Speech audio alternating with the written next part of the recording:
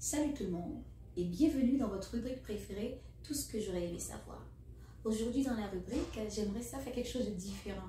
J'aimerais ça partager un verset qui me tient vraiment à cœur, qui m'a touché ou qui me touche, qui concerne vraiment un sujet qui intéresse tout le monde. Est-ce que ça vous dit quelque chose? Est-ce que ça vous intéresse?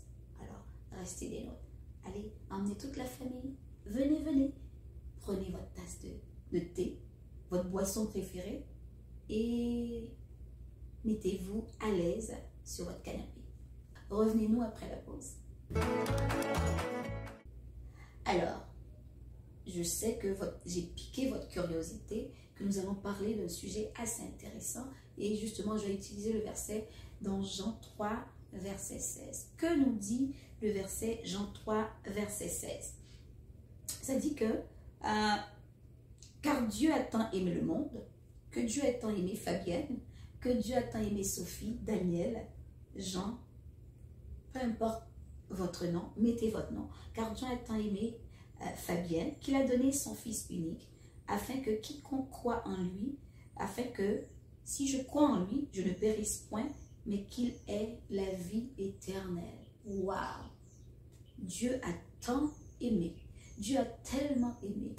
Combien de fois on entend les gens, je t'aime tellement, je vous aime tellement, vous ne pouvez pas savoir à quel point que je vous aime, je ne vous abandonnerai jamais, je vous aime tellement que j'en mourrai, je vous aime tellement que de promesses remplies de force, de ferveur, remplies vraiment de toutes sortes de... comment je pourrais dire, les gens sont honnêtes lorsqu'ils nous disent qu'ils nous aiment. Mais souvent dans cet amour, on peut le voir avec nos parents, c'est l'amour humain, malheureusement, il y a des conditions. Même quand on ne le veut pas, même quand on ne le dit pas, il y a certaines conditions. Je vous aime tant et aussi longtemps vous faites bien. Je vous aime tant aussi longtemps vous répondez, vous correspondez à mes attentes. Je vous aime tant aussi longtemps vous performez. Je vous aime tant aussi longtemps vous faites ce que je veux que vous fassiez. Et ça, j'ai compris du haut de mes 40 ans et plus. L'âge n'a plus d'importance pour moi. Je me suis rendu compte, waouh, il y a tellement de conditions pour être aimé que je suis devenue intolérable à ces conditions-là. Je ne veux plus répondre aux conditions de personne. J'arrive plus. J'étouffe. Au secours, au secours, au secours. Alors répétez après moi, dites au secours, je ne veux plus répondre aux attentes de personne. Parce que Dieu, justement, il nous a aimés de manière inconditionnelle. À tel point, à force de grandir avec l'âge, je me suis dit, mon Dieu, je ne pourrai jamais correspondre aux attentes des gens. Un exemple, je parle pour moi, je ne corresponds pas, pardonne-moi maman, ma mère m'aime beaucoup, mais à certains points, je ne corresponds pas à ses attentes.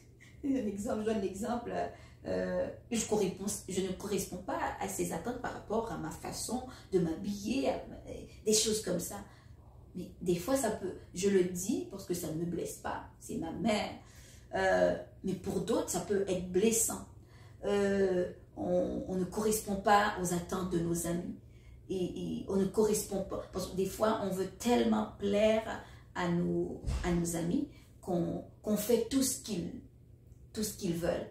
Et avec le temps, c'est comme lorsqu'on fait tout pour plaire aux autres, mais il y a quelqu'un à qui on ne plaît pas. On ne plaît pas. On ne peut pas plaire aux autres et en même temps plaire à soi. Donc vraiment, ce verset, il est plein de sagesse pour quiconque.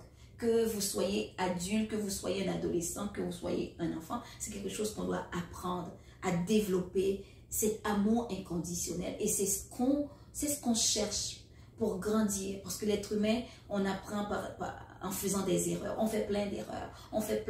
Et jusqu'à maintenant, je fais plein d'erreurs. Et si quelqu'un ne m'aime pas, dans mes erreurs, mais vous ne pouvez pas non plus m'aimer quand je fais bien. Si quelqu'un ne vous aime pas, c'est pas l'erreur qu'on aime, c'est pas le mauvais comportement qu'on aime, mais vous devez vous sentir aimé. Et si en ce moment, peut-être que vous dites, mais là, dans ma famille, c'est un peu difficile de recevoir cet amour inconditionnel. Mais vous savez quoi? Jeune adolescent, il y a quelqu'un qui vous aime de manière inconditionnelle. Ou du moins, il y a Dieu qui vous aime de manière inconditionnelle, ça vous le saviez. Vous ne pouvez rien faire devant Dieu plus pour être aimé. Il faut être capable d'accepter cet amour inconditionnel. Parce que c'est cet amour inconditionnel en tant que personne, en tant qu'individu, qui va vous faire grandir, qui va vous aider. Quand vous allez comprendre que Dieu vous aime de manière inconditionnelle, vous n'allez plus chercher à savoir qu'est-ce qu'il ne faut pas faire pour ne pas plaire à Dieu. Vous allez plutôt chercher le contraire. Vous allez plutôt chercher à vous approcher de lui. Vous allez chercher à rien faire. Il faut chercher à rien faire. Ne cherchez plus à faire quelque chose pour plaire à Dieu. Ça, c'est parce que vous avez introduit dans votre tête qu'il faut faire quelque chose pour être aimé par Dieu. Venez à Dieu tel que vous êtes. Tel que vous êtes. Tel que vous êtes. Venez à Dieu avec votre colère. Venez à Dieu avec votre rage. Venez à Dieu avec votre jalousie. Venez à Dieu avec votre dépendance. Je ne sais pas, peut-être il y en a qui sont dépendants, je ne sais pas, à la cigarette, je ne sais pas, dépendants à la drogue, à l'alcool, peu importe. Dépendants au sexe, peu importe, dépendants à la pornographie. Venez à Dieu tel que vous êtes. Et si c'est juste seulement ça que vous avez à offrir à Dieu, offrez-le à Dieu. Ne cherchez pas à avoir des conditions avec Dieu. Des conditions, si je délaisse ça, tu vas me donner ça. Non. Venez à Dieu tel que vous êtes. Parce que Dieu, il est le réparateur de brèches.